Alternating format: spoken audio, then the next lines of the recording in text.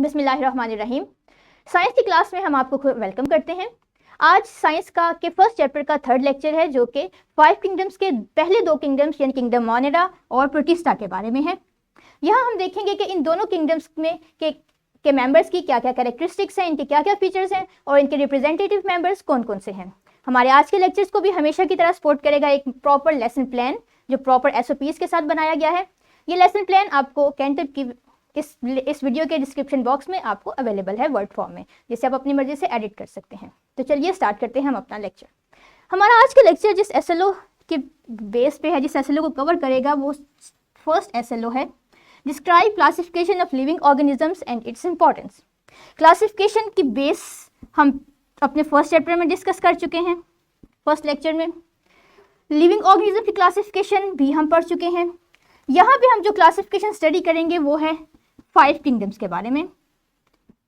5 kingdom system organisms को classify करने का एक प्रॉपर सिस्टम था, जिसे रॉबर्ट विटिकर ने डिज़ाइन किया था, जिसमें 5 किंगडम थे, मोनेरा, प्रोटिस्टा, प्लांटी, एनिमेलिया और फंजाई।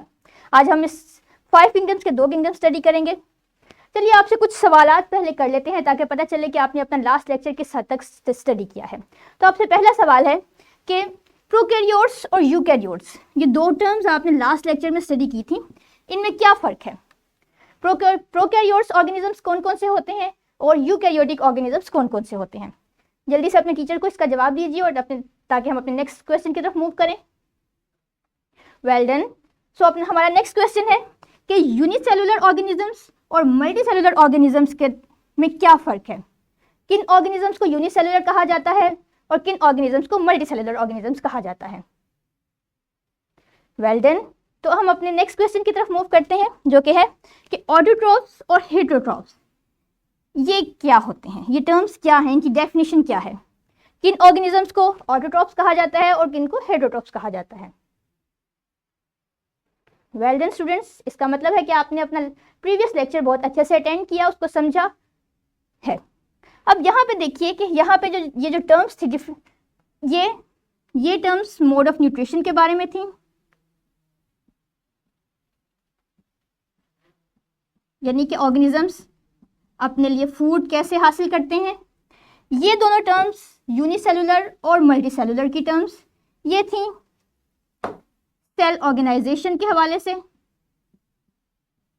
कि ऑर्गेनिजम्स के सेल्स, जिसके बारे में हमने पढ़ा था कि सेल्स एक ऑर्गेनिजम्स के बिल्डिंग ब्लॉक्स हैं, वो खुद को कैसे अरेंज करते हैं, सेल बाय सेल अरेंज करते हैं या सिंगल सेल ही तमाम फंक्शंस परफॉर्म करता है। और ये दोनों टर्म्स यानी प्रोकैरियोट्स और यूकैरियोट्स की टर्म्स, ये टर्म्स बिलोंग करती हैं सेल स्ट्रक्चर के बारे में, कि किसी भी ऑर्गेनिज्म का सेल स्ट्रक्चर कैसा है, कॉम्प्लेक्स है या सिंपल। हम अपने नेक्स्ट किंगडम्स में भी इन्हीं 3 मेन पॉइंट्स को डिस्कस करेंगे और इन्हीं के बेस पे हम अपने फीचर्स बयान करेंगे। चलिए, ये एक डायग्राम है आपके सामने जो आपने अपने लास्ट लेक्चर में भी देखी थी। इस पर थोड़ा सा गौर कीजिए। ये 5 किंगडम्स हैं आपके पास। किंगडम 1 बैक्टीरिया, ये एक्चुअली में किंगडम मोनेरा है। चूँकि किंगडम मोनेरा में ज़्यादा बैक्टीरिया पाए जाते हैं, इसलिए बाज़ औक़ात किंगडम मोनेरा को किंगडम बैक्टीरिया भी कह दिया जाता है। ये फर्स्ट किंगडम है, second protista, third fungi, fourth Plantae and 5th animalia. In kingdoms के अगर फीचर्स को देखा जाए और इनमें कॉम्प्लेक्सिटी को देखा जाए, तो ये मूव करती है फ्रॉम बॉटम टू टॉप, यानी जैसे जैसे हम नेक्स्ट किंगडम्स की तरफ मूव करते चले जाते हैं, ऑर्गेनिजम्स में डेवलपमेंट ज़्यादा होती चली जाती है, उनमें उनके फीचर्स एनहेंस करते चले जाते हैं। हर नए किंगडम में कुछ नए फीचर्स ऐड होते हैं। अब इस डायग्राम को जहन में रखते हुए आप मुझे बताइए कि वो किस किंगडम में सिंपलेस्ट ऑर्गेनिजम्स पाए जाते हैं। Which kingdom possess the simplest kingdom? क्या वो मोनेरा है, प्रोटिस्टा है, प्लांटी, फंजाई या एनिमेलिया है? इस डायग्राम को आपने और इस एरो को खास तौर पर जहन में रख के बताइए कि इनमें से कौन सा ऐसा किंगडम है जिसमें सबसे सादा तरीन जानदार पाए जाते हैं, जिनके फीचर्स, जिनके कैरेक्टरिस्टिक्स सबसे सिंपल हैं।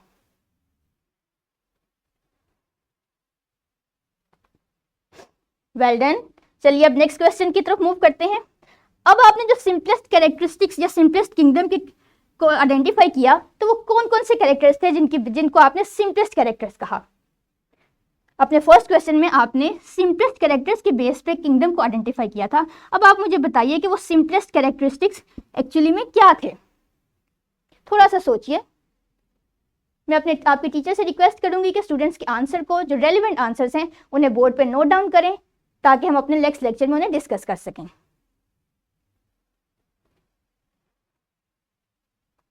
Well done. तो यही हमारा आज के लेक्चर की बेस भी है और आज का लेक्चर भी इसी बारे में है, जिसमें हम दो किंगडम्स, किंगडम प्रोटिस्टा और किंगडम मोनेरा के बारे में पढ़ेंगे। ना सिर्फ उनके कैरेक्टरिस्टिक्स को स्टडी करेंगे बल्कि उनके रिप्रेजेंटेटिव मेंबर्स के बारे में भी जानेंगे। अब हमने ये कहा कि जो सिंपलेस्ट किंगडम था वो किंगडम मोनेरा था और किंगडम प्रोटिस्टा था। वो सिंपलेस्ट इसलिए था क्योंकि उसमें जितने भी ऑर्गेनिजम्स पाए जाते थे वो तमाम के तमाम माइक्रो ऑर्गेनिजम्स थे। माइक्रो ऑर्गेनिजम्स ऐसे ऑर्गेनिजम्स हैं जिन्हें हम नेकेड आई से नहीं देख सकते। इन्हें देखने के लिए स्पेशल किस्म के इंस्ट्रूमेंट्स, जिन्हें माइक्रोस्कोप्स कहा जाता है, यूज किए जाते हैं। तो यहाँ ये सवाल उठता है कि क्या कुरान मजीद में माइक्रो ऑर्गेनिजम्स के बारे में भी कोई जिक्र मिलता है? क्योंकि कहा जाता है और हमारा ईमान भी है कि कुरान मजीद में तमाम किस्म की मालूमात दस्तयाब हैं या अल्लाह ताला की तरफ से फ्राहम कर दी गई हैं। तो जी हाँ, जब हम कुरान मजीद को बगौर मुतालिया करते हैं तो हमें पता चलता है कि अल्लाह ताला ने कुरान पाक में भी माइक्रो ऑर्गेनिजम्स का जिक्र किया है।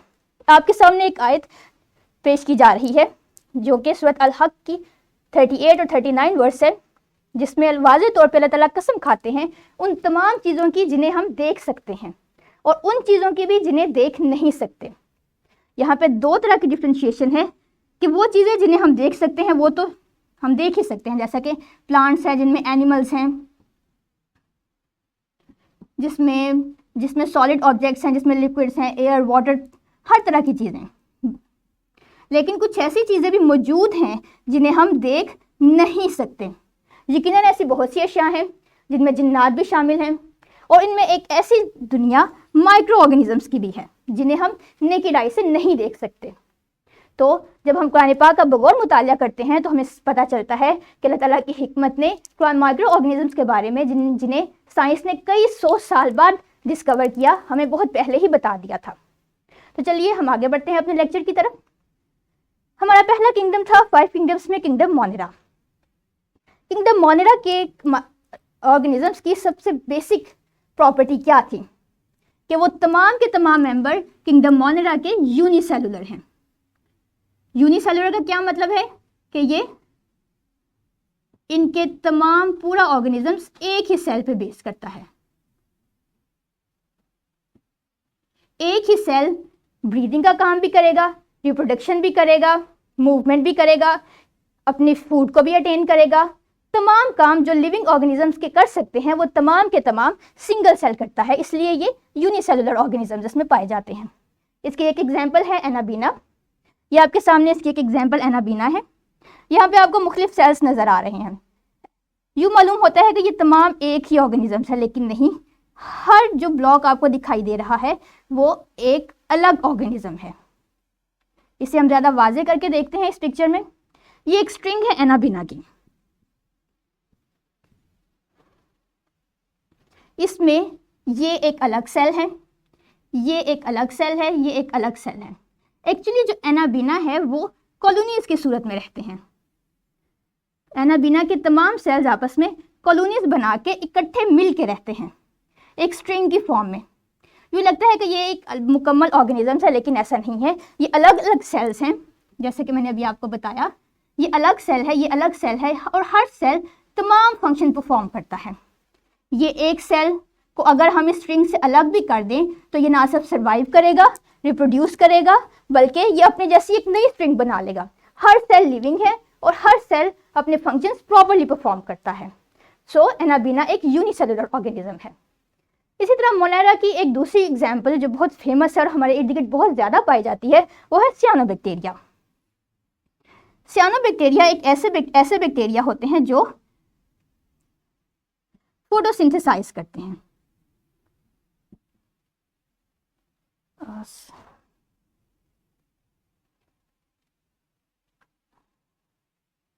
इरेजर।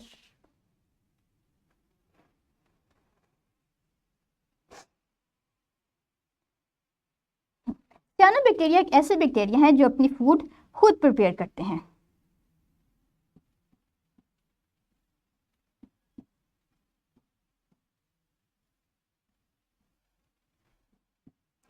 बाज़ किताबों में आप देखेंगे कि सियानोबैक्टीरिया को ब्लू ग्रीन एल्जी भी कहा जाता है, लेकिन एल्जी आपने याद रखना है कि एल्जी एक अलग किस्म के ऑर्गेनिजम्स हैं और सियानोबैक्टीरिया एक दूसरे किस्म के ऑर्गेनिजम्स हैं। और मोनेरा में जो ऑर्गेनिज्म शामिल हैं वो सियानोबैक्टीरिया हैं। इन्हें हम ज़्यादा गौर से देखते हैं। ये सियानोबैक्टीरिया के सेल्स हैं। आपने देखा कि ये 2 सेल्स यहाँ पे हैं। ये हर जो आपको ब्लॉक दिखाई दे रहा है ग्रीन कलर का, ये सियानोबैक्टीरिया का सिंगल सेल है। बहुत से सिंगल सेल ये अगरचे एनाबीना की तरह स्ट्रिंग तो नहीं बनाते, लेकिन ये भी इकट्ठे मिलजुल के रहते हैं। तो मोनेरा की एक थर्ड एग्जाम्पल है बैक्टीरिया। ये आपके सामने एक बैक्टीरिया का सिंगल सेल है।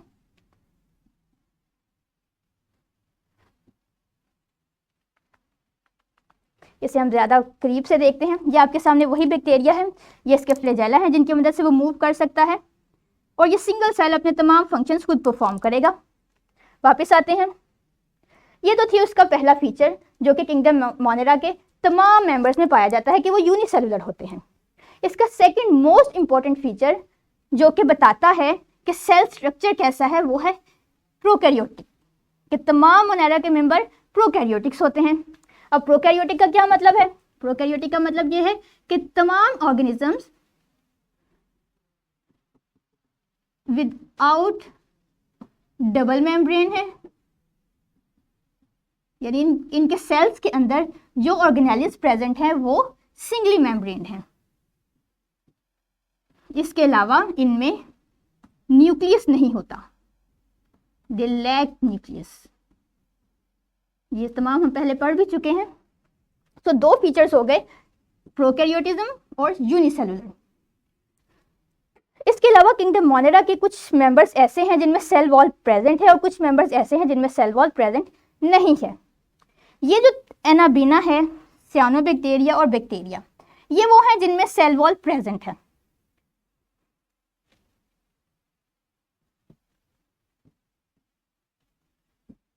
सेल वॉल एक प्रोटेक्टिव कवरिंग है जो कि आउटर साइड पे सेल्स के पाई जाती है। और वो मेंबर जिनमें सेल वॉल नहीं पाई जाती वो है माइकोप्लाज्मा। माइकोप्लाज्मा भी एक ऑर्गेनिज्म है, मेंबर है किंगडम मोनेरा का। अब आते हैं इनके मोड ऑफ न्यूट्रिशन की तरफ। तो किंगडम मोनेरा के मेंबर्स दोनों तरह का मोड ऑफ न्यूट्रिशन शो करते हैं, ऑटोट्रॉफिक भी और हेटरोट्रॉफिक भी। एनाबीना और सियानोबैक्टीरिया ये दोनों ऑटोट्रॉफिक हैं, जबकि बैक्टीरिया ये हेटरोट्रॉफिक हैं। कॉस्मोपॉलिटन होते हैं इसके मेंबर्स, मतलब हर जगह पाए जाते हैं, हवा में, पानी में, आग, इवन आग में भी, बर्फ में भी आपको बहुत से बैक्टीरिया मिलेंगे। तो हर जगह कोई ऐसी जगह नहीं है जहाँ पे किंगडम मोनेरा का कोई ना कोई मेंबर मौजूद ना हो। इनकी एग्जाम्पल्स हम पहले ही देख चुके हैं। चलिए एक दफ़ा अपने इस लेसन को रैप अप कर लेते हैं थोड़ा सा। किंगडम मोनेरा जो आपने पढ़ा था इसमें सेल ऑर्गेनाइजेशन कैसी थी, अब आपने मुझे इसका आंसर बताना है। वेल डन, ये यूनिसेलुलर थे। इनका सेल स्ट्रक्चर कैसा था? क्या वो प्रोकैरियोटिक थे या यूकैरियोटिक थे? बिल्कुल ठीक जवाब दिया आपने, तमाम मेंबर्स प्रोकैरियोटिक हैं। और इनमें न्यूट्रिशन कैसी थी? ये ऑटोट्रॉफिक भी हैं और हेटरोट्रॉप्स भी हैं।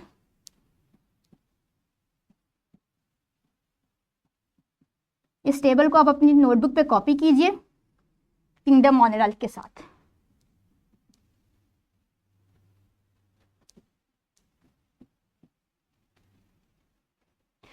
अब हम मूव करते हैं अपने नेक्स्ट किंगडम यानी किंगडम प्रोटिस्टा की तरफ। स्टेप बाय स्टेप हम ये भी देखेंगे कि अब इसमें फीचर्स कौन कौन से हैं। तो जिस तरह किंगडम मोनेरा के तमाम मेंबर यूनिसेलुलर थे, किंगडम प्रोटिस्टा के तमाम मेंबर भी यूनिसेलुलर हैं। ये हम पहले ही डिस्कस कर चुके हैं कि ये दोनों सिंपलेस्ट हैं। ये सिंपलेस्ट इसीलिए हैं कि क्योंकि इसमें यूनिसेलुलर ऑर्गेनिजम्स प्रेजेंट हैं। और इनकी एग्जाम्पल आपके सामने है। ये यूग्लिना है, और ये अमीबा।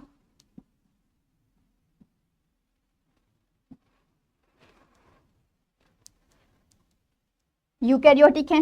ये एक थोड़ा सा एडवांस फीचर है जो मोनेरा में नहीं था। मोनेरा के तमाम मेंबर्स प्रोकैरियोटिक थे, जबकि किंगडम प्रोटिस्टा के तमाम मेंबर्स यूकैरियोटिक हैं।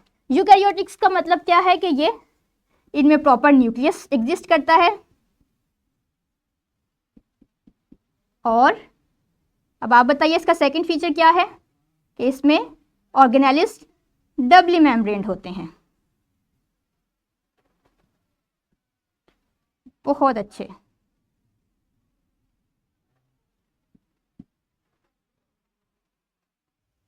और मोड ऑफ न्यूट्रिशन इनमें कैसा है? मोड ऑफ न्यूट्रिशन मोनेरा की तरह ऑटोट्रॉफिक भी हैं और हेटरोट्रॉफिक भी हैं। ये आप यूग्लिना को देख रहे हैं, यूग्लिना है ऑटोट्रॉफिक और अमीबा हेटरोट्रॉफिक। अब ये पता कैसे चलता है कि कौन सा ऑर्गेनिज्म ऑटोट्रॉफिक है और कौन सा हेटरोट्रॉफिक? आप उसके सेल स्ट्रक्चर को देखिए। जिस सेल स्ट्रक्चर में ग्रीन कलर की ज़्यादा आपको दिखाई देगा वो ऑटोट्रॉफिक है। ग्रीन कलर का मतलब क्या है कि इसमें क्लोरोफिल प्रेजेंट है।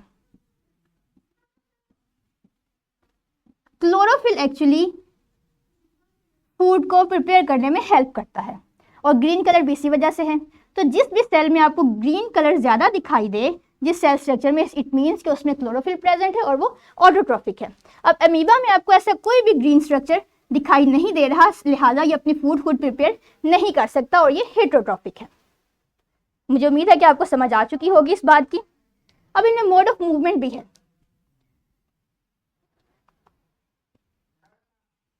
जैसे कि ये आपके पास यूग्लिना की तस्वीर जो आपने पहले से देखी थी, ये उसकी एक कंप्यूटराइज्ड पिक्चर है।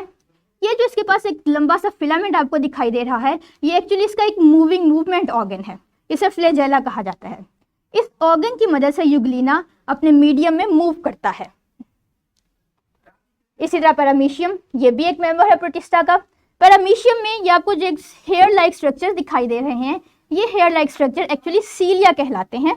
इन्हें सीलिया कहा जाता है, और इस सीलिया की मदद से ये अपने मीडियम में जो कि वाटर है मूव कर सकता है, और इसका नाम है, इस मेंबर का नाम पैरामीशियम।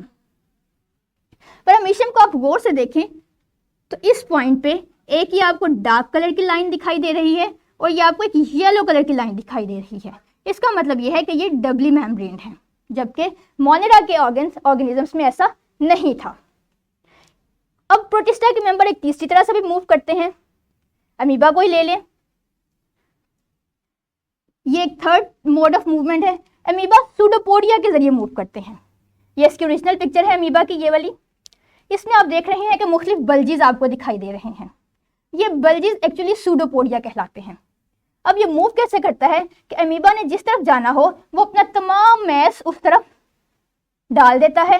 क्योंकि उस तरफ फिर मैस, अमाउंट ऑफ मैस ज़्यादा हो जाती है, तो अमीबा उस तरफ मूव कर जाता है। तो सूडोपोडिया के थ्रू अमीबा अपने मीडियम में मूव करता है। यहाँ पे हम दिखाई दे रहा है कि अमीबा इस तरफ मूव करना चाह रहा है, तो ग्रेजुअली अमीबा अपना तमाम मैस इधर इंडेल देगा, इधर पोर कर देगा। ये वाला सूडोपोडिया लार्ज हो जाएगा और तमाम का तमाम अमीबा इस तरफ मूव कर जाएगा, इस डायरेक्शन में मूव कर लेगा। सो प्रोटिस्टा में मूवमेंट के 3 मेथड्स हैं जो आपने पढ़े, सूडोपोडिया, पैरासीलिया और यूग्लिना। अब एग्जाम्पल्स आप पहले ही देख चुके हैं प्रोटिस्टा की। अमीबा है, एक एल्गी है और कुछ डाइटम्स हैं। डाइटम्स ये तमाम अमीबा के मेंबर्स हैं। आपको इसके अलावा बहुत से और मेंबर्स भी मिल सकते हैं। तो चलिए अपना आज का लेक्चर रिवाइज कर लेते हैं। ये किंगडम प्रोटिस्टा, इसके फीचर्स क्या क्या हैं वो देखते हैं। सेल ऑर्गेनाइजेशन कैसी है, यूनिसेलुलर है या मल्टीसेलुलर? अब आपने मुझे बताना है। Yes, these are unicellular. और सेल स्ट्रक्चर कैसा है, सिंपल है या थोड़ा सा कॉम्प्लेक्स है? ये मोनेरा से थोड़ा सा कॉम्प्लेक्स है, यानी कि ये यूकैरियोटिक्स हैं।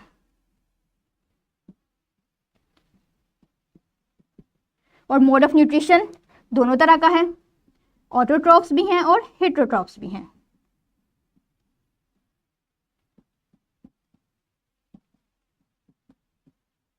इस कॉपी को भी आप अपने किंगडम मोनेरा की हेडिंग के साथ नोट डाउन कर लीजिए।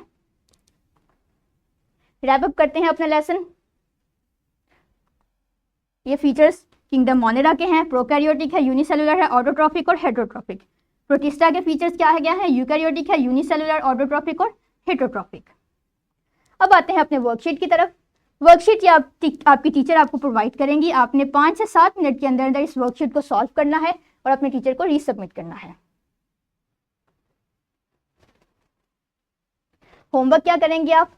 होमवर्क के लिए आप अपनी बुक का पेज जरा ओपन कीजिए, पेज नंबर 19। इसमें आपको MCQ नंबर 8 सॉल्व करना है। यहाँ पे आपको MCQ नंबर 8 दिखाया गया है। Prokaryotic animals have been classified into kingdom, into which kingdom? Prokaryotics आपने बताना है कि किस किंगडम में ऑर्गेनिजम्स प्रेजेंट हैं। फिर आपने जो सेक्शन बी है, इस सेक्शन का क्वेश्चन नंबर 1 सॉल्व करना है। तो what is the basis of 5 kingdom of classification?